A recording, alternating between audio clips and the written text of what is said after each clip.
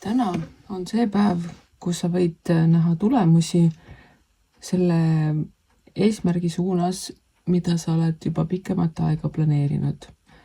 Ning esimesed nii-öelda õied on võimalik juba kätte saada ning see annab sulle hoogu ja tahtmist edaspidigi toimetada.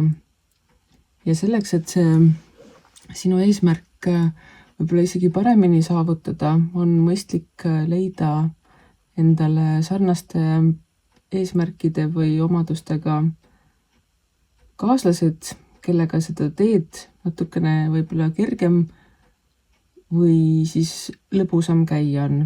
Nad ei pruugi teha sinu eest seda tööd ära, vaid võib-olla ongi see, et sa saad küll üksi minna kiiresti, kuid mitmekesi jõuate kindlasti kaugemale.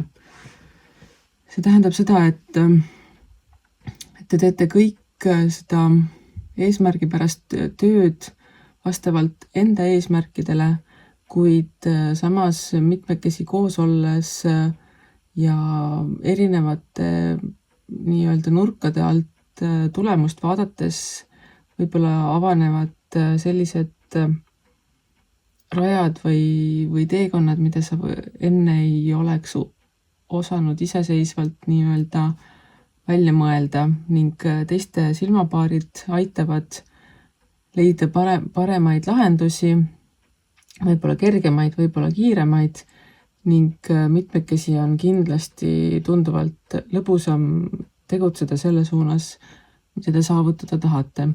Teil ei pruugi need eesmärgid olla täpselt ühesugused või isegi ühes nii-öelda teemas, kuid mitmekesi tegutsedes on siiski võimalik saavutada paremaid tulemusi.